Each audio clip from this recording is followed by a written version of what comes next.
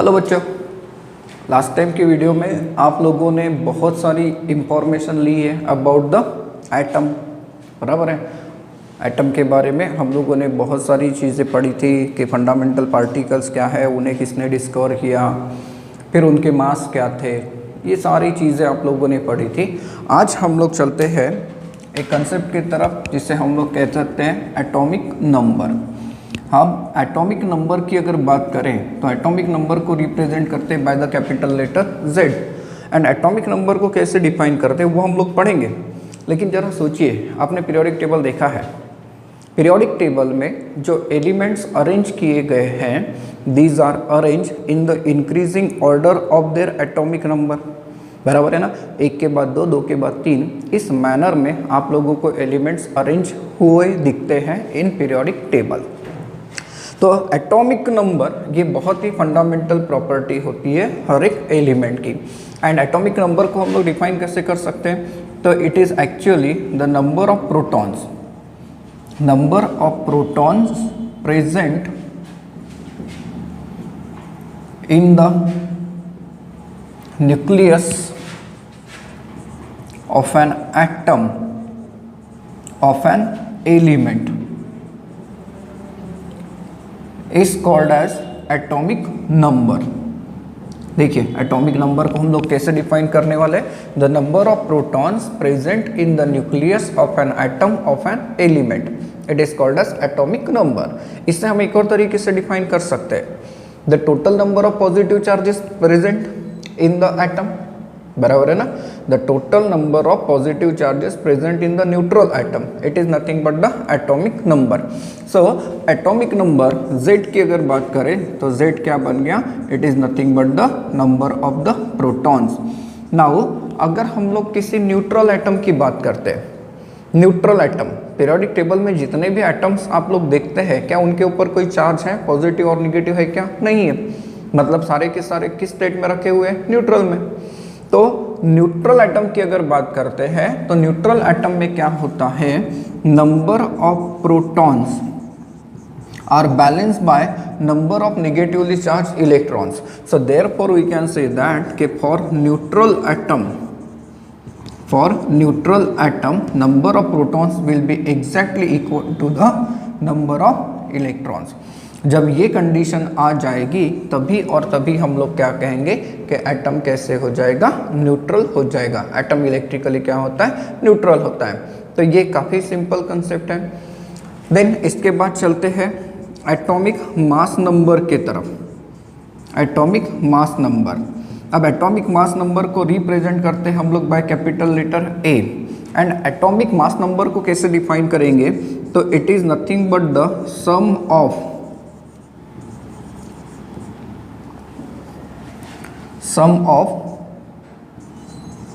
Number of protons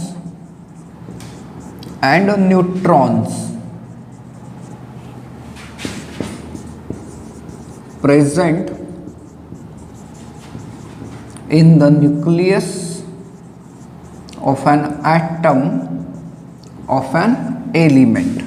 देखिए, ऐसे हम लोग एटॉमिक मास नंबर को डिफाइन कर सकते हैं, the sum of number of protons and neutrons present in the nucleus of an atom of an element, it is called as what, atomic mass number. अब अगर हम लोग एटम के बारे में सोचे तो मैंने आप लोगों को बताया था कि एटम को कैसे इमेजिन करना है, कुछ इस तरीके से। ये अगर न्यूक्लियस है तो इसके अंदर क्या है, प्रोटॉन एंड न्यूट्रॉन। यहाँ प्रोटॉन एंड न्यूट्रॉन ये दोनों न्यूक्लियस के अंदर है, इसीलिए प्रोटॉन एंड न्यूट्रॉन्स को हम लोग एक और नाम देते हैं, these are also called as nucleons. तो सर एटॉमिक मास नंबर का मतलब ये भी तो हो गया, it is nothing but the number of nucleons. बराबर है ना, number of nucleons which are present in the nucleus of an atom of an element, it is called as atomic mass number. Now किसी भी element को अगर हमें represent करना है with proper atomic number and proper atomic mass number, तो हम लोग क्या करते हैं, सबस्क्रिप्ट एंड सुपरस्क्रिप्ट का इस्तेमाल करते हैं। सपोज मुझे कोई एक एलिमेंट को रिप्रेजेंट करना है, दैट इज X, तो इसका जो एटॉमिक नंबर है मतलब क्या, Z, ये हम लोग रिप्रेजेंट करते हैं as a subscript. Left corner में देखिए सबस्क्रिप्ट मतलब नीचे लिखा हुआ है, एंड इसका जो मास नंबर होता है ये हम लोग सुपरस्क्रिप्ट में लिख देते हैं लेफ्ट कॉर्नर पे, दैट इज ए। तो ये जो रिप्रेजेंटेशन है ये कंप्लीट रिप्रेजेंटेशन हो गया अब इस एलिमेंट का, एंड इससे आप लोग कह सकते हो न्यूक्लाइड। इससे हम लोग क्या कह सकते हैं, न्यूक्लाइड। मीन्स अगर कोई कहता है कि आपके पास कोई ऐसा एलिमेंट है तो कार्बन, इसका एटॉमिक नंबर 6 हो गया और एटॉमिक मास नंबर क्या हो गया 12। नाउ यहाँ से एक और चीज़ आप लोगों को मिलती है। देखिए हमने कहा है कि the sum of the protons and the neutrons, sum of the protons and the neutrons मतलब A इज इक्वल टू मैं Z प्लस N कर सकता हूँ, क्योंकि नंबर ऑफ प्रोटॉन्स मतलब क्या हो गया Z हो गया, एंड N का मतलब क्या हो जाएगा फिर number of neutrons. So therefore A is equal to क्या हो गया Z plus N, and therefore N find out करना है तो ये क्या बन जाएगा A माइनस Z। जैसे इसके लिए अगर अप्लाई करते हैं तो N फाइंड आउट करना है तो A है इसका 12 एंड Z है इसका 6, N कितना आ जाएगा इसके लिए 6 आ जाएगा, right. So atomic number and atomic mass number ये बहुत ही एक छोटा सा कंसेप्ट है।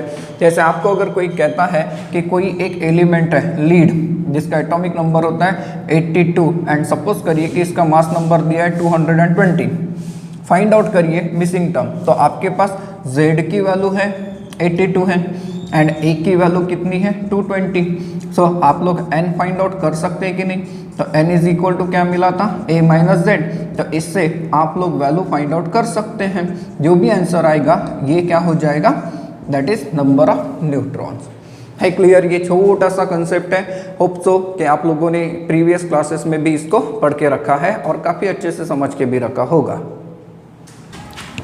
अब समझते हैं आइसोटोप्स एंड आइसोबार्स का मीनिंग क्या होता है। ये भी कंसेप्ट आप लोगों ने पहले पढ़ा होगा। आइसोटोप्स, अब आइसोटोप्स को हम लोग कैसे डिफाइन कर सकते हैं, देखिए the atoms of a same element, atoms of same element having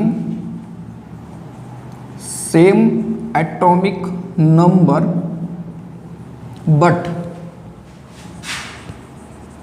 different atomic mass number. Isotopes क्या है, the atoms of same element having same atomic number, मतलब same number of protons but different atomic mass number, इससे हम लोग कहते हैं isotopes. अब जरा सोचो इसकी प्रॉपर्टीज के बारे में हम लोग पता करते हैं। हम लोगों ने कहा है कि इनका एटॉमिक नंबर सेम है, मतलब सेम नंबर ऑफ प्रोटॉन्स रहेंगे, बराबर है। Now same number of protons है तो इसमें नंबर ऑफ न्यूट्रॉन्स जो होते हैं वो डिफरेंट आते हैं। नंबर ऑफ न्यूट्रॉन्स क्या हो जाएंगे, डिफरेंट आ जाएंगे, एंड देयरफॉर इनकी फिजिकल प्रॉपर्टीज की अगर आप लोग बात करते हैं जैसे मास वगैरह, तो वो तो डिफरेंट हो जाएगी। फिजिकल प्रॉपर्टीज क्या बन जाएगी, डिफरेंट बन जाएगी, बट इनकी केमिकल प्रॉपर्टी बन जाती है same, that is same chemical properties. And सबसे इंपॉर्टेंट थिंग ये कि दे occupy same position in periodic table. क्यों, क्योंकि पीरियोडिक टेबल में जो एलिमेंट्स है ये एलिमेंट्स कैसे अरेंज किए हुए हैं, इन the increasing order of their atomic number. अब माना कि ये एक ज एलिमेंट के अलग अलग एटम्स हैं लेकिन सबका एटॉमिक नंबर क्या है, सेम है, इसलिए सबके लिए अलग अलग पोजीशन हो सकती है क्या, नहीं। इनकी केमिकल प्रॉपर्टीज क्या होती है, सेम। फिजिकल प्रॉपर्टीज अलग अलग हो सकती है जैसे कि मास वगैरह, they have different number of neutrons but same number of the protons. देखिए अब अगर हम लोग एग्जाम्पल्स को देखें तो आप लोग ले सकते हैं हाइड्रोजन का एग्जाम्पल। बहुत सारे एलिमेंट्स हैं, बहुत सारे एलिमेंट्स हैं जो कि आइसोटोप्स के फॉर्म में अपीयर हो सकते हैं। कैसे, हाइड्रोजन की अगर हम लोग बात करते हैं तो हाइड्रोजन के टोटल आइसोटोप जो होते हैं वो 3 होते हैं। कैसे होते हैं, पहला जो होता है इसे हम लोग नॉर्मल प्रोटॉन कहते हैं या फिर हाइड्रोजन एटम। दूसरा होता है ड्यूटेरॉन या फिर इसे ड्यूटेरियम भी कहा जाता है। तीसरा होता है ट्रिटियम, इट इज ट्रिटियम। अब इन्हें हम लोग रिप्रेजेंट कैसे करते हैं, देखिए अगर प्रोटॉन को रिप्रेजेंट करना है तो P और सिंपली H का इस्तेमाल कर सकते हैं, ड्यूटेरॉन को D से एंड ट्रिटियम को T से। अगर हम लोग इनका Z देखें मतलब क्या, एटॉमिक नंबर। तो हाइड्रोजन का एटॉमिक नंबर क्या होता है? ओनली 1 एंड अगर इनके मास नंबर को देखें तो इसका मास नंबर आता है 1, इसका मास नंबर आता है 2, इसका मास नंबर आता है 3। इसका मतलब ये कि यहाँ पर n क्या होता है? a minus Z. तो यहाँ पर n कितना है? 0 है, यहाँ पर n कितना है? 1 है, और यहाँ पर n कितना है? 2 है। देखिए, तो these are the atoms of the same element having same atomic number but different atomic mass number. हो गया कि नहीं आइसोटोप? दूसरा एग्जांपल लेते हैं, चलो कार्बन। अगर आप लोग कार्बन की बात करते हैं तो कार्बन आप लोगों को 3 फॉर्म में मिलता है। एक ऐसा मिलता है, एक ऐसा मिलता है, और एक कार्बन होता है जो ऐसा मिलता है। अब इसमें Z की अगर आप लोग बात करते हैं, Z की अगर बात करते हैं तो कितना Z है तीनों का? नंबर ऑफ प्रोटॉन 6 है सर। हाँ, लेकिन एटॉमिक मास नंबर देखिए, इसका 12 है, ये 13 है, ये 14 है, एंड नंबर ऑफ न्यूट्रॉन देखो तो 6, 7 एंड क्या आ जाएगा? 8 आ जाएगा। तो इन्हें हम लोग कहते हैं आइसोटोप्स, राइट। आइसोटोप्स आइडेंटिफाई कर लिए, ये बहुत ही सिंपल कंसेप्ट है। अब समझते हैं आइसोबार्स का मीनिंग। आइसोबार्स क्या होते हैं?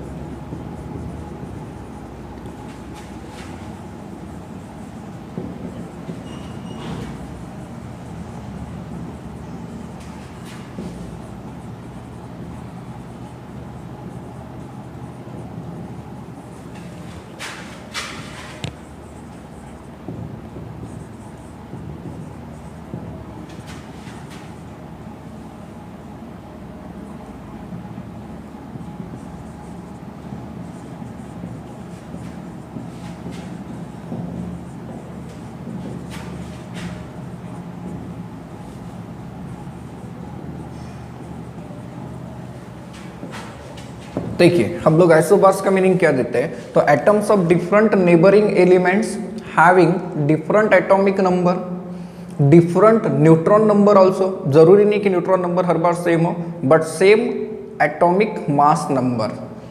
मीन्स आइसोबार्स क्या है? The atoms of different element having different atomic number but same atomic mass number. इससे हम लोग क्या कहेंगे? आइसोबार्स कहेंगे। अब आइसोबार्स की प्रॉपर्टी की बात करें तो जरा सोचिए, क्या डिफरेंट पोजीशन होगी इनकी पीरियोडिक टेबल में? Different position in periodic table, जी हाँ। क्यों होगी? सोचिए जरा, क्योंकि आपने कहा है एटॉमिक नंबर क्या है? डिफरेंट है, राइट। अब इनकी फिजिकल प्रॉपर्टी क्या सेम होगी? फिजिकल प्रॉपर्टी क्या होगी? डिफरेंट होगी। फिजिकल प्रॉपर्टीज डिफरेंट होगी। क्यों होगी? क्योंकि सर ये तो अलग अलग एलिमेंट्स हो गए ना, ये अलग अलग एलिमेंट्स हो जाएंगे। एंड अगर अलग अलग एलिमेंट्स हैं तो इनकी केमिकल प्रॉपर्टीज भी क्या हो जाएंगी? डिफरेंट हो जाएगी। सोचिए जरा, एग्जांपल देखते हैं। सपोज करिए मेरे पास है आर्गॉन जिसका एटॉमिक नंबर है 18, देन पोटेशियम जिसका एटॉमिक नंबर होता है 19, एंड कैल्शियम जिसका एटॉमिक नंबर 20। अगर मैंने इन सब का मास ऐसे रख दिया आपके सामने तो जरा सोचो, इसका Z कितना है? 18 है, इसका 19 है, इसका 20 है। These are the atoms of different element, हाँ, हैविंग डिफरेंट एटॉमिक नंबर है। Atomic number different, number of neutron भी डिफरेंट है। देख लीजिए, नंबर ऑफ न्यूट्रॉन कैसे निकालते हैं? तो a माइनस जेड। तो सर a माइनस जेड यहाँ पर कितना आ रहा है? 22, यहाँ पर कितना आएगा? 21, यहाँ पर कितना आ रहा है? 20। है ये आइसोबार्स? सोचिए जरा, है कि नहीं आइसोबार्स? अगर हम लोग इस एग्जाम्पल को सोचे, जैसे मान लीजिए कि मेरे पास है कार्बन 14 एंड नाइट्रोजन 14, तो क्या ये दोनों एक दूसरे के आइसोबार्स हो गए?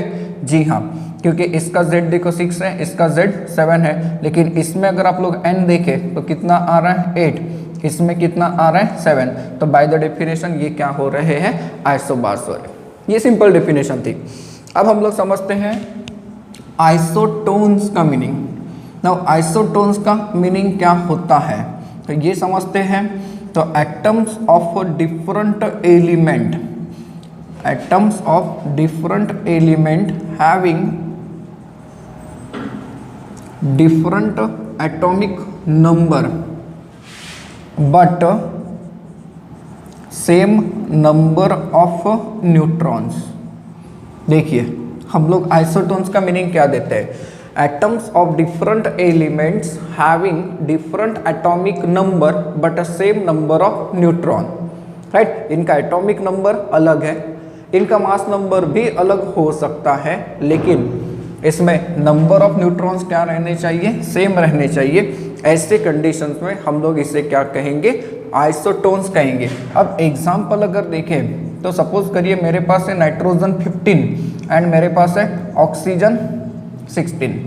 सोचो जरा इसके बारे में सोचो, Z क्या है 7, इसका Z कितना है 8। यहाँ पर N निकालो, N क्या निकालते हैं A माइनस Z, तो A माइनस Z कितना आ रहा है 8, यहाँ पर कितना आ रहा है 8। देखो नंबर ऑफ न्यूट्रॉन्स की अगर हम लोग बात करें तो नंबर ऑफ न्यूट्रॉन्स क्या हो गए, सेम हो गए, राइट। और देखिए ये एग्जांपल आइसोटोन्स की लिस्ट में जाती है या नहीं। इनका Z देखिए ये है 14, 15, ये 16, लेकिन what is the number of neutron, तो यहाँ पर नंबर ऑफ न्यूट्रॉन कितने हैं 16, यहाँ पर कितना है 16 और यहाँ पर कितना है 16, सेम नंबर ऑफ न्यूट्रॉन्स।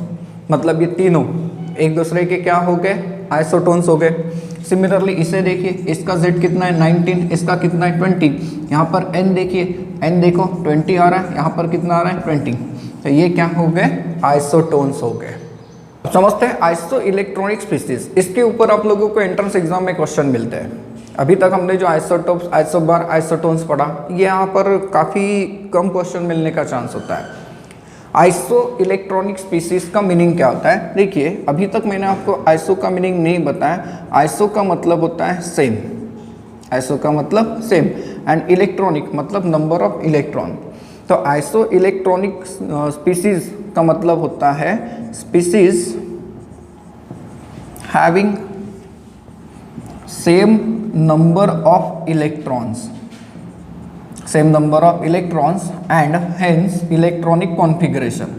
इनका इलेक्ट्रॉनिक कॉन्फ़िगरेशन जो होता है वो भी क्या आ जाता है, सेम आ जाता है, ठीक है। तो आइसो इलेक्ट्रॉनिक स्पीसीज, अब आइसो इलेक्ट्रॉनिक स्पीसीज का मतलब आप लोगों ने क्या कहा कि ऐसे स्पीसीज जिनके पास नंबर ऑफ इलेक्ट्रॉन क्या है, सेम है, उसे हम लोग आइसो इलेक्ट्रॉनिक स्पीसीज कहते हैं। फॉर एग्जांपल अगर मेरे पास है N2O, मेरे पास है CO2 एंड मेरे पास है CNO1 निगेटिव, ठीक है। जरा सोचो क्या ये, फिर दूसरा एग्जांपल और लेते हैं, CO CN negative and N2, इसके बारे में सोचते हैं, साबित करके देते हैं कि क्या ये आइसो इलेक्ट्रॉनिक स्पीसीज की लिस्ट में जाएंगे। देखिए नाइट्रोजन का एटॉमिक नंबर कितना होता है 7, तो एक नाइट्रोजन के पास इलेक्ट्रॉन कितने 7, सो दो नाइट्रोजन के पास इलेक्ट्रॉन्स कितने 14 एंड एक ऑक्सीजन के पास कितना 8, तो 14 प्लस 8 टोटल कितना 22। यहाँ पर अगर देखें तो कार्बन का एटॉमिक नंबर 6, मतलब कार्बन के इलेक्ट्रॉन 6, एक ऑक्सीजन के इलेक्ट्रॉन 8, तो दो के कितने 16, तो 16 प्लस 6 कितना आ गया 22। CNO निगेटिव, जो भी आयन होगा पढ़ेंगे धीरे धीरे। कार्बन के कितने इलेक्ट्रॉन 6, नाइट्रोजन के कितने 7, ऑक्सीजन के कितने 8, और एक निगेटिव चार्ज है मतलब एक इलेक्ट्रॉन फिर से। तो यहाँ पर अगर हम लोग देखें तो टोटल कितना आ रहा है 22, मतलब नंबर ऑफ इलेक्ट्रॉन्स इन सब में क्या आ गए, सेम आ गए। तो ये क्या हो गए, आइसो इलेक्ट्रॉनिक स्पीसीज हो गए। इसमें चेक करिए, कार्बन के 6 और ऑक्सीजन के 8, टोटल कितने इलेक्ट्रॉन्स हो गए 14। यहाँ देखिए 6 प्लस ये 7 और ये एक निगेटिव चार्ज है, टोटल कितना इलेक्ट्रॉन 14 इलेक्ट्रॉन। नाइट्रोजन के पास 7 प्लस 7 कितने 14 इलेक्ट्रॉन, तो ये आइसो इलेक्ट्रॉनिक स्पीसीज बन गए। सपोज करिए मेरे पास ये आयंस हैं, Na पॉजिटिव है, Mg2 प्लस है, Al3 प्लस है and then again silicon 4 plus है। तो ये आइसो इलेक्ट्रॉनिक है क्या, जरा देखते हैं, समझिए अब इनका मीनिंग क्या है। अगर हम लोग Z देखें तो ये है 11, ये है 12, ये है 13, ये है 14 एंड इसमें नंबर ऑफ प्रोटॉन्स आप लोगों को मिल गए, नंबर ऑफ इलेक्ट्रॉन्स ढूंढते हैं। देखो नंबर ऑफ इलेक्ट्रॉन्स मतलब क्या, अगर ये न्यूट्रल होता तो 11 इलेक्ट्रॉन होते। अभी इसके ऊपर एक पॉजिटिव चार्ज है, पॉजिटिव चार्ज एटम के ऊपर कब आता है, जब उसमें से इलेक्ट्रॉन जाता है। एक इलेक्ट्रॉन जाएगा, एक पॉजिटिव चार्ज आएगा, 2 इलेक्ट्रॉन जाएंगे, 2 पॉजिटिव चार्ज आएंगे। तो यहाँ से 1 इलेक्ट्रॉन गया, मतलब 11 में से 1 गया, टोटल इलेक्ट्रॉन कितने बच गए? 10। तो फिर यहाँ पर कितने बचे सर? 12 माइनस 2 कितना? 10। 13 माइनस 3 10। 14 माइनस 4 10।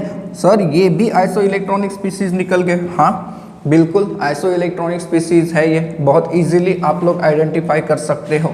अगर आप लोगों को कहता है कि N3 निगेटिव है, O2 निगेटिव है, F ये है एंड देन Na प्लस है, तो क्या ये आइसो इलेक्ट्रॉनिक स्पीसीज के लिस्ट में जाएंगे? अब कैसे पता करेंगे? देखो Z देखो, इसका Z कितना है? 7, इसका 8, इसका 9, इसका 11 है। 7 तो है नंबर ऑफ इलेक्ट्रॉन्स। अब यहाँ निगेटिव चार्ज है। हमने अभी अभी ये समझा कि जब इलेक्ट्रॉन जाएगा तो पॉजिटिव चार्ज आएगा, लेकिन इलेक्ट्रॉन आएगा तो क्या आएगा? Negative charge. कितना निगेटिव चार्ज है? 3, मतलब 3 इलेक्ट्रॉन एक्स्ट्रा है। तो 7 इसके और इसके ऊपर 3 आए हैं, तो टोटल कितना? 10। इसके 8 और इसके ऊपर 2 निगेटिव है, 10 हो गया। सर 9 प्लस 1 10 हो गया। यहाँ पर देखो 11 माइनस 1 10 ही तो हो गया। तो ये भी आइसो इलेक्ट्रॉनिक स्पीसीज हो गए कि नहीं हो गए? अगेन इसे देखो, Cl निगेटिव, देन उसके बाद है argon, right, K positive, calcium 2 positive. अगर आप इनका Z देखें तो ये है 17, ये है 18, ये है 19, ये है 20। तो नंबर ऑफ इलेक्ट्रॉन्स देखिए, 17 प्लस 1 18 आ गया। सर यहाँ पे तो 18 ही होंगे क्योंकि न्यूट्रल है। 19 माइनस 1 ये कितना? 18। 20 माइनस 2 कितना? 18। So therefore iso electronic species है। तो आइसो इलेक्ट्रॉनिक स्पीसीज का कंसेप्ट क्लियर है। इसके ऊपर बहुत सारे एग्जांपल्स मिल जाएंगे और एग्जाम में आते भी है, तो हमें फाइंड आउट करते आना चाहिए कि कैसे आइसो इलेक्ट्रॉनिक स्पीसीज होते हैं। अब एक और मजेदार कंसेप्ट की तरफ चलते हैं, दैट इज आइसोस्टर्स। अब आइसोस्टर्स का मतलब क्या होता है? तो species having same number of electrons and same number of atoms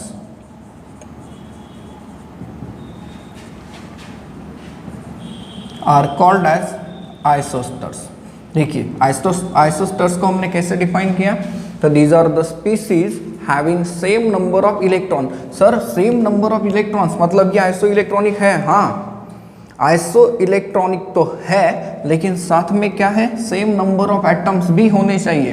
तो ऐसे स्पीसीज को आप लोग क्या कहेंगे? आइसोस्टर्स कहेंगे। फॉर एग्जाम्पल अगर मैं सबसे सिंपल एग्जाम्पल देता हूँ तो क्या ये आइसोस्टर्स नहीं बने? डेफिनेटली। इसके पास नंबर ऑफ इलेक्ट्रॉन्स कितने? 10। इसके पास कितने? 10। नंबर ऑफ एटम देखो एक एक है।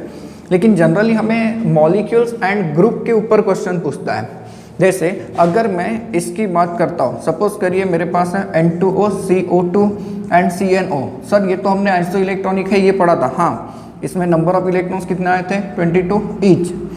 लेकिन नंबर ऑफ एटम्स को देखिए तो नंबर ऑफ एटम्स, इसके अंदर कितने एटम्स है? 2 और 1 3। इसके अंदर कितने? 3। इसके अंदर कितने एटम्स है? 3। बराबर है। Again you can give the example of HCl plus HF, HCl and HF नहीं, HCl एंड F2। ये देखिए इसमें अगर आप लोग नंबर ऑफ इलेक्ट्रॉन्स देखते हैं तो इसका 1 और इसके 17, टोटल कितना? 18। इसके पास कितने? 18। सर ये दोनों आइसो इलेक्ट्रॉनिक हो गए। हाँ लेकिन नंबर ऑफ एटम्स देखिए कितने एटम्स है? 2। कितने एटम्स है? 2। सो देयरफॉर ये क्या बन गए? आइसोस्टर्स बन गए। तो आइसोस्टर्स का मीनिंग क्लियर है, ऐसे स्पीसीज जिनके पास नंबर ऑफ इलेक्ट्रॉन सेम होते हैं as well as number of atom भी क्या होता है? सेम होता है, उसे हम लोग कहते हैं आइसोस्टर्स। नेक्स्ट टॉपिक की तरफ चलते हैं, that is atomic models. So atomic models मतलब एटम का मॉडल। हाँ जैसे जैसे साइंस आगे बढ़ते गया, जैसे जैसे फिजिक्स केमिस्ट्री आगे बढ़ती गई, वैसे वैसे साइंटिस्ट के दिमाग में और भी क्यूरियोसिटी आ गई कि एटम होगा कैसे, कैसे दिखेगा। तो इसके लिए बहुत सारे साइंटिस्ट लोगों ने अपना अपना मॉडल डिज़ाइन किया। उनमें से कुछ जो हमारे ज़्यादा काम के हैं वो हम लोग पढ़ने वाले हैं। सबसे पहला जो मॉडल दिया वो दिया थॉमसन ने।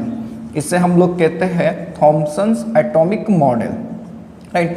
थॉमसन्स एटॉमिक मॉडल ये बहुत ही सिंपल एटॉमिक मॉडल है। Now Thomson atomic model is also called as, it is also called as plum pudding model, it is also called as watermelon model. इसे हम लोग वाटरमेलन मॉडल भी कहते हैं। क्यों कहते हैं, इसका रीज़न भी है। इसे हम लोग केक पुडिंग रेजिन मॉडल भी कहते हैं, that is resin pudding model भी कहते हैं। क्यों कहते हैं, इसका सिंपल रीज़न है, थॉमसन ने ये सोचा कि जो एटम है it must be a spherical, वो कैसा होना चाहिए, स्फेरिकल होना चाहिए, एंड इसके अंदर क्या होंगे, पॉजिटिवली चार्ज न्यूक्लियस होंगे, ठीक है। एंड जो इलेक्ट्रॉन्स है वो इलेक्ट्रॉन्स इसके अंदर कहीं ना कहीं एम्बेडेड होंगे, क्या होंगे, एम्बेडेड होंगे। मीन्स कुछ ऐसा इसने मॉडल डिज़ाइन करने की बात की। ये कैसे दिखता है, जस्ट इमेजिन कि आपके पास कोई केक है, केक का ऊपरी सरफेस अगर ऐसा है और इसके ऊपर कई सारे रेजिन्स लगे हैं, मतलब छोटे मोटे किशमिश, आजकल तो चेरीज यूज़ करते हैं, राइट, कुछ इस तरीके से है। तो ये है पॉजिटिव केक हो गया, और इसके ऊपर ये है रेजिन्स, तो ये क्या रिप्रेजेंट करते हैं, इलेक्ट्रॉन्स रिप्रेजेंट करते हैं। नाउ थॉमसन ने ये सोचा कि एटम काफ़ी छोटा है, और काफ़ी छोटा ठीक है, उसने ये भी बताया कि जो एटम का रेडियस होगा वो इस रेंज में होगा 10 to the power -10 मीटर। इसे हम लोग एंगस्ट्रॉन्ग भी कहते हैं, क्या कहते हैं इसे, एंगस्ट्रॉन्ग भी कहते हैं, राइट। तो इतना छोटा सा ये सिंपल मॉडल है, बट देन आफ्टर ये जो मॉडल है इसे रूल्ड आउट किया गया, क्योंकि इलेक्ट्रॉन्स ऐसे इधर उधर फैल नहीं सकते, वो तो एग्जैक्ट पर्टिकुलर सर्कुलर पाथ के अंदर ही आपको मिलेंगे। बट स्टिल ये सबसे सिंपल मॉडल है थॉमसन्स एटॉमिक मॉडल। फिर आगे का मॉडल पढ़ने से पहले हम लोग पढ़ते हैं एक मज़ेदार topic, that is discovery of radio activity, discovery of radio activity. अब रेडियो एक्टिविटी क्या है, तो रेडियो एक्टिविटी क्या है ये पढ़ेंगे। पहले देखते कि इसे किसने डिस्कवर किया, एंटनी बैक्वेरेल। एंटनी बैक्वेरेल, देखो नीट जैसी छोटी तो नहीं कह सकता, गलती हो गई मुझसे, नीट जैसी एग्जाम के अंदर ये भी क्वेश्चन पूछा जा सकता है कि रेडियो एक्टिविटी का फिनोमिना एक्चुअली किसने डिस्कवर किया, तो किसने डिस्कवर करके दिया, एंटनी बैक्वेरेल।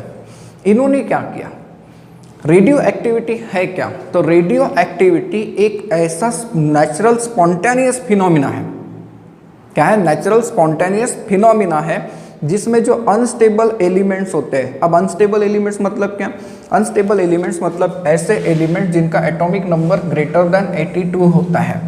ये जो एलिमेंट्स हैं ये अनस्टेबल होते हैं एंड अपने आप डिकम्पोज होते हैं, अपने आप डिकम्पोज होते हैं छोटे एलिमेंट्स के अंदर।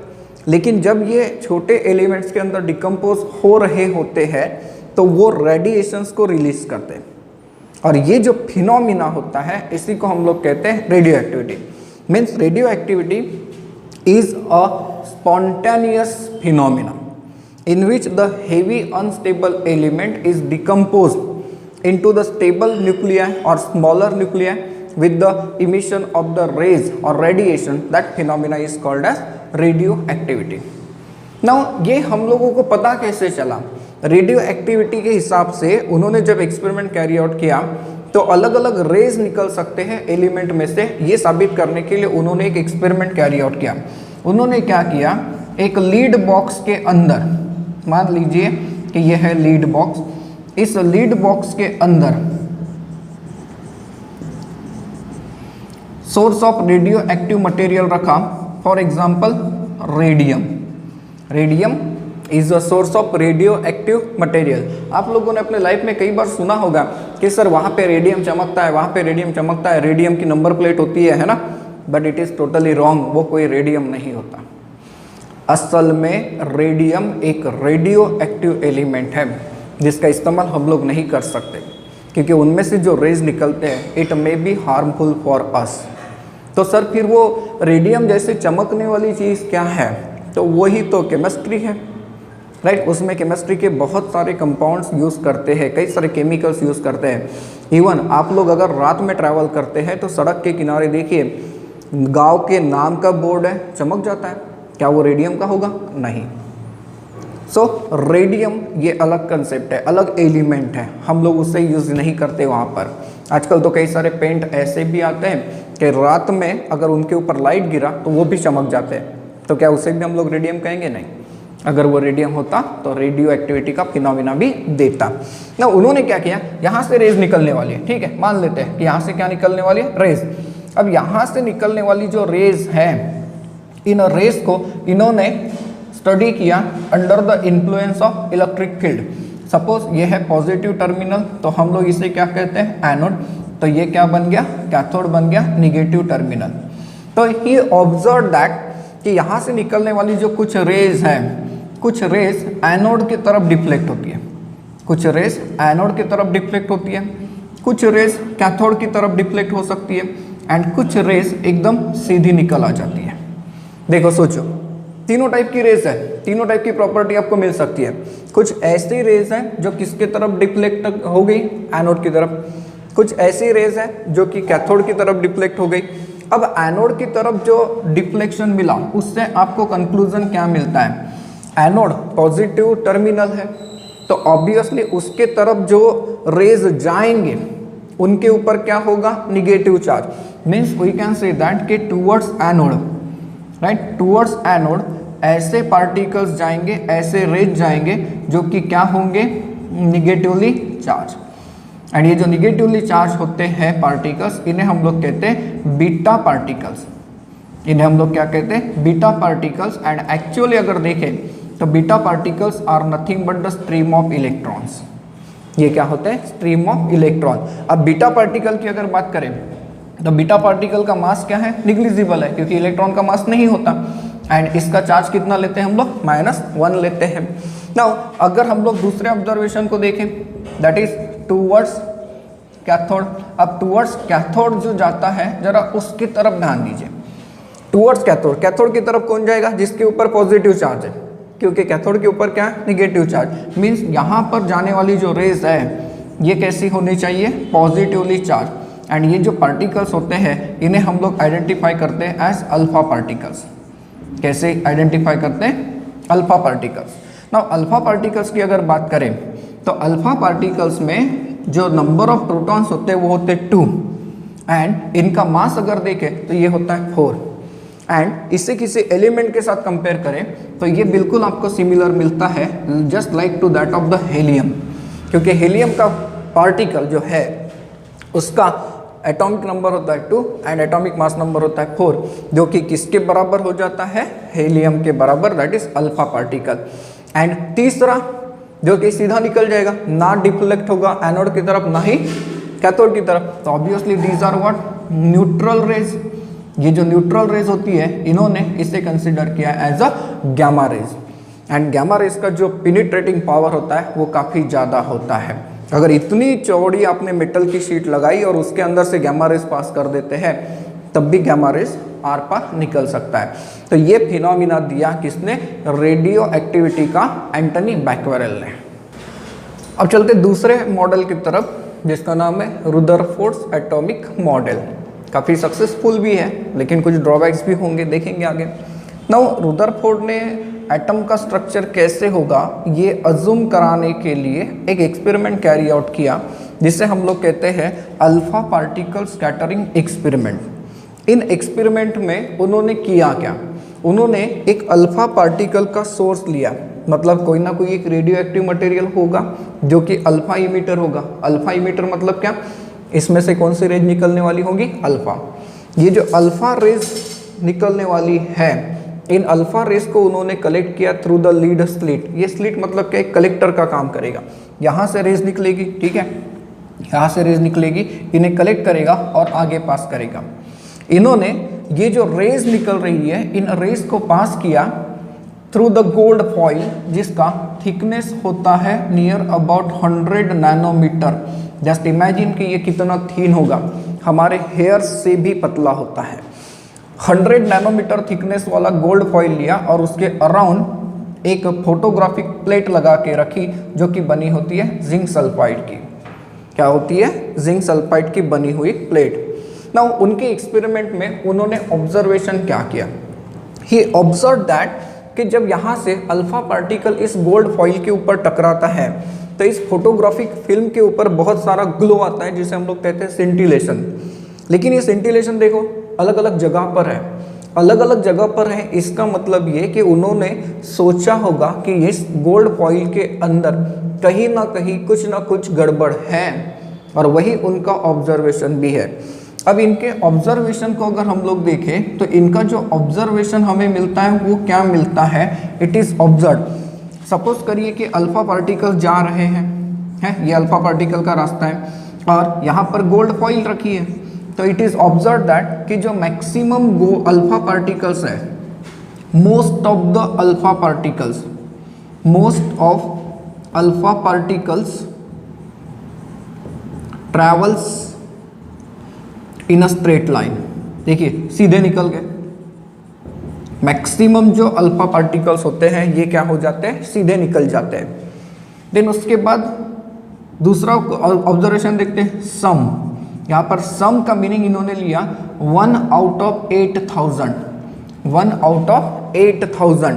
देखिए 1 आउट ऑफ 8000 अल्फा पार्टिकल ऐसा होता है जिसका डिफ्लेक्शन अगर हम लोग देखें तो इसका डिफ्लेक्शन होता है with angle less than 90 degree. Sir इसका मतलब क्या, जस्ट इमेजिन कि अल्फा रे सीधा निकल रहा है ना, अल्फा रे क्या हो रहा है, सीधा निकल रहा है एंड इसका डिफ्लेक्शन अगर हम लोग देखें, अभी देखिए ये एंगल कितने का है, 180 का है यहाँ पर 180 का है एंड हमने कहा कि लेस देन 90, तो लेस देन 90 मतलब ऐसा। तो एक आध अल्फा पार्टिकल ऐसा है जो कि ऐसे डेविएट हो रहा है, एक आध अल्फा पार्टिकल कितने में से, 8000 जब जाएंगे तो उसमें से। इट इज ऑब्जर्व दैट कि वेरी फ्यू में इन्होंने वैल्यू रखी 1/30,000, मतलब क्या, 30,000 अल्फा पार्टिकल में से एक आध, 30,000 अल्फा पार्टिकल में से एक आध पार्टिकल ऐसा होता है जिसका डिफ्लेक्शन मिलता है ग्रेटर देन 90 डिग्री का। अब ग्रेटर देन 90 डिग्री का डिफ्लेक्शन मीन्स ये देखिए 180 का डिफ्लेक्शन और ये हो गया 90, तो एक आध अल्फा पार्टिकल ऐसे डेविएट हो सकता है। And again he observe that कि वेरी फ्यू पार्टिकल्स, इसमें इन्होंने वैल्यू रखी 1 out of 10 million, 1 out of 10 million. आपकी इंफॉर्मेशन के लिए बता दूं 1 मिलियन मतलब 10 टू द पावर 6 होता है, राइट।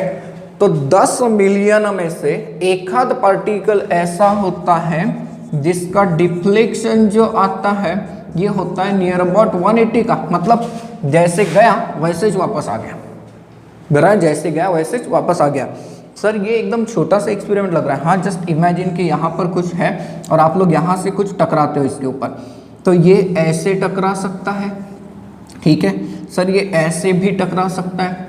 जब ये इस तरीके से टकराएगा तो यू विल ऑब्जर्व कि सर एंगल ऑफ डिफ्लेक्शन अलग अलग हो सकता है बिल्कुल उसी तरीके से।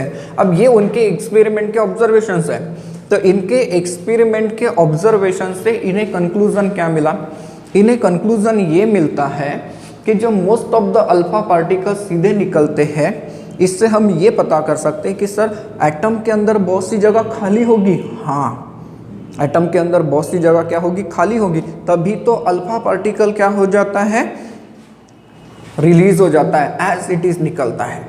फिर उन्होंने ये सोचा कि ये जो डेविएशन आता है, ये डेविएशन क्यों आता है, ये डेविएशन क्यों आता है, तो ये डेविएशन आता है, सपोज करिए कि ये है positively charge and alpha particle का न्यूक्लियस, जब ये टकराएगा, देखो दो सिमिलर चार्जेस जब टकराते हैं, यहाँ से टकराएगा तो थोड़ा सा एंगल ऑफ डेविएशन देगा, थोड़ा ज़्यादा टकराएगा तो ज़्यादा डेविएशन देगा एंड एकदम फेस टू फेस टकराएगा तो रिवर्स आ जाएगा, एकदम फेस टू फेस टकराएगा तो एकदम रिवर्स आ जाएगा। तो उन्होंने ये भी सोचा कि हाँ न्यूक्लियस के एटम के अंदर कहीं ना कहीं पॉजिटिव चार्ज प्रेजेंट है, कहीं ना कहीं क्या प्रेजेंट है, पॉजिटिव चार्ज। उनके हिसाब से फिर उन्होंने अपने एटम के मॉडल की स्टडी की एंड सबसे पहला जो पोस्टुलेट उन्होंने बताया वो बताया अबाउट द न्यूक्लियस। उन्होंने हमें ये बताया कि जो एटम है उस एटम के सेंटर में एक पॉजिटिवली चार्ज पार्टिकल है। उस एटम के सेंटर में क्या है? पॉजिटिवली चार्ज पार्टिकल है, और उसे हम लोग क्या कहते हैं? न्यूक्लियस कहते हैं। उन्होंने ये बताया कि जो एटम का साइज है, atomic size, that is atomic radius, right. Atom का जो साइज होता है वो इस रेंज में होता है 10⁻⁻10 मीटर में, जिसे हम लोग कौन सा यूनिट कहते हैं? एंगस्ट्रॉम यूनिट कहते हैं। फिर उन्होंने एक और पोस्टुलेट के द्वारा हमें ये बताया कि न्यूक्लियस का अगर हम लोग रेडियस देखते हैं तो न्यूक्लियस का जो रेडियस होता है वो इस रेंज में होता है 10⁻⁻15 मीटर, जिसे हम लोग कहते हैं फर्मी यूनिट। इसे हम लोग क्या कहते हैं? फर्मी यूनिट कहते हैं। ये पहला पोस्टुलेट है। फिर इन्होंने दूसरा पोस्टुलेट रखा अबाउट द इलेक्ट्रॉन्स, कि इलेक्ट्रॉन्स कहाँ पर होने चाहिए। अगर हम लोग इसके मॉडल के साथ चलते हैं तो अभी हमें ये पता चलता है कि सेंटर में क्या है? न्यूक्लियस है। एंड सर यहाँ से बहुत सारी जगह जो है वो खाली है, क्योंकि अल्फा पार्टिकल सीधे निकलते हैं, मतलब हाँ इलेक्ट्रॉन यहाँ नहीं है, इलेक्ट्रॉन न्यूक्लियस से थोड़ा दूर है। हाँ, अगर थोड़ा दूर है तभी तो इन गैप में से अल्फा पार्टिकल्स क्या हो गए? सीधे निकल गए होंगे।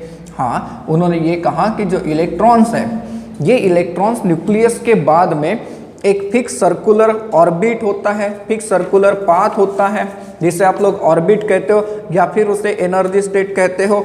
उसमें इलेक्ट्रॉन प्रेजेंट होगा। उसमें क्या प्रेजेंट होगा? इलेक्ट्रॉन प्रेजेंट होगा। मतलब ऑर्बिट का कंसेप्ट भी हम लोगों को इन्हीं भाई साहब दे रहे हैं। तीसरा कंसेप्ट हम लोग ये बताते हैं about the neutrality of atom. उन्होंने कहा कि न्यूट्रलिटी ऑफ एटम, एटम कैसा होगा? न्यूट्रल होगा।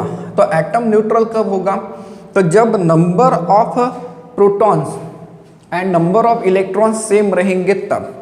बराबर है, number of protons and number of electrons same रहेंगे तब एटम क्या होता है? न्यूट्रल होता है। ये कहना निकला रुदरफोर्ड का, राइट। देखिए क्या कहना निकला। पहला पोस्टुलेट क्या कहता है कि सबसे सेंटर में न्यूक्लियस होगा जिसके ऊपर पॉजिटिव चार्ज होगा। इलेक्ट्रॉन जिनके ऊपर निगेटिव चार्ज है, ये न्यूक्लियस के अराउंड फिक्स सर्कुलर पाथ में घूम रहा है। बराबर है। एंड फिर एटम क्या है? इलेक्ट्रिकली न्यूट्रल है। तो एटम इलेक्ट्रिकली न्यूट्रल है, इसका मतलब उसमें number of protons and number of electrons क्या है? सेम है। अब इतना अच्छा मॉडल दिया सर रुदरफोर्ड ने, लेकिन उसके भी ड्रॉबैक्स लिख रहे हैं आप। हाँ, इसके भी ड्रॉबैक्स हैं, और इसके ड्रॉबैक्स मैं नहीं देता, कुछ साइंटिस्ट ने इनके ऊपर ऑब्जर्व क्रिटिसिज्म किया, क्वेश्चन खड़े किए। और इनमें सबसे पहले होते हैं मैक्सवेल, जिन्होंने अपनी थियरी दी थी, theory of radiation, electromagnetic radiation हम लोग कहते हैं।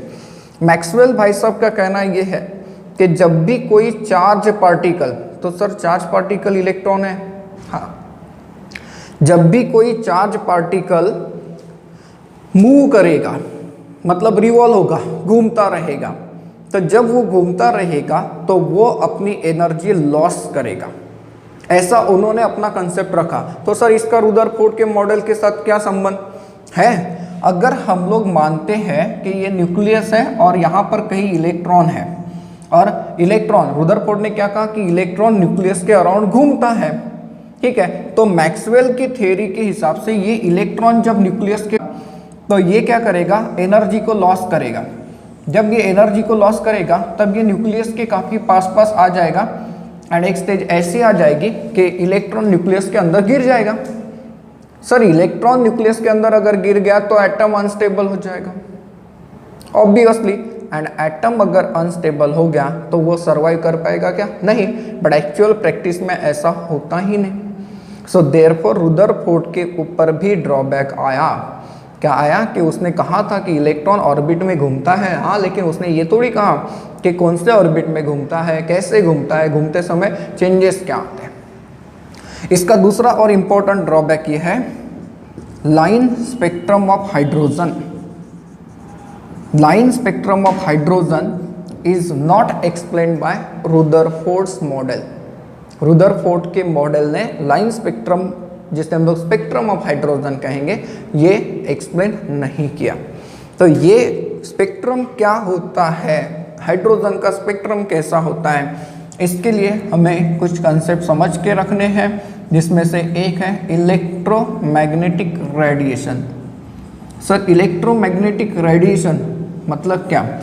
तो जितने भी रेडिएशन के नाम आप लोगों को पता है, क्या आप लोगों ने सुना है माइक्रोवेव रेडिएशन? आपने सुना है IR, UV, infrared, ultraviolet light, even visible raise, even cosmic rays, और भी जो कई रेज आप लोगों ने सुने हैं, तो ये सारे के सारे इलेक्ट्रोमैग्नेटिक रेडिएशंस है, बराबर है। एंड हमारे आजू बाजू जो इलेक्ट्रोमैग्नेटिक रेडिएशन दिखता है हमें, वो कौन सा होता है? Visible region. हमारे आजू बाजू में विजिबल लाइट है, राइट। तो ये सारे के सारे इलेक्ट्रोमैग्नेटिक रेडिएशंस हैं। हाँ, अब ये सारे के सारे जो इलेक्ट्रोमैग्नेटिक रेडिएशंस हैं, इनकी कुछ प्रॉपर्टीज है जो आगे डिस्कस करेंगे, जैसे कि फ्रीक्वेंसीज। तो इनकी फ्रीक्वेंसीज डिफरेंट हो सकती है, इवन इनका वेव नंबर डिफरेंट हो सकता है, इवन इनकी वेवलेंथ, इनकी जो वेवलेंथ होती है ये भी डिफरेंट हो सकती है। बट एक चीज़ इन सब में कॉमन होती है, दैट इज वेलोसिटी। ये वेलोसिटी होती है same, and it is always equal to the velocity of light, velocity of light. और ये कितना होता है? तो 3 × 10⁸ मीटर पर सेकेंड होती है वेलोसिटी ऑफ लाइट। तो अलग अलग रेडिएशन का फ्रीक्वेंसी अलग होगा, वेवलेंथ अलग हो सकता है, वेव नंबर अलग हो सकता है, लेकिन वेलोसिटी क्या रहेगी? सेम रहेगी। All the radiations travel with the same speed, that is equal to the speed of light, that is 3 × 10⁸ metre per second. चलते हैं क्वांटम थ्योरी ऑफ रेडिएशन की तरफ। क्वांटम थ्योरी ऑफ रेडिएशन छोटा सा concept है, लेकिन बहुत काम में आएगा आगे, क्योंकि इसके ऊपर के बेस्ड न्यूमेरिकल्स आते हैं एंट्रेंस एग्जाम के अंदर। Quantum theory of radiation is given by the scientist Max Planck, right. It is given by the scientist Max Planck. And इन्होंने हमें क्या समझाया? हीटेड बॉडी, जो हीटेड बॉडी होती है वो कुछ देर के बाद ठंडी हो जाएगी। हाँ sir, it's a normal phenomena. लेकिन हीटेड बॉडी जब नॉर्मल टेम्परेचर पे आती है तो उसने हीट लॉस कर दी, मतलब एनर्जी लॉस कर दी। तो ये जो एनर्जी लॉस होती है, it is in the form of the rays, means we can say that radiation, जिसे हम लोग रेडिएंट एनर्जी भी कहते हैं। सोचो, अगर आप लोगों ने किसी भी बॉडी को हीट दिया तो कुछ देर के बाद वो बॉडी तो एक्साइट हो गई, कुछ देर के बाद हीट रिलीज होगी, ठीक है।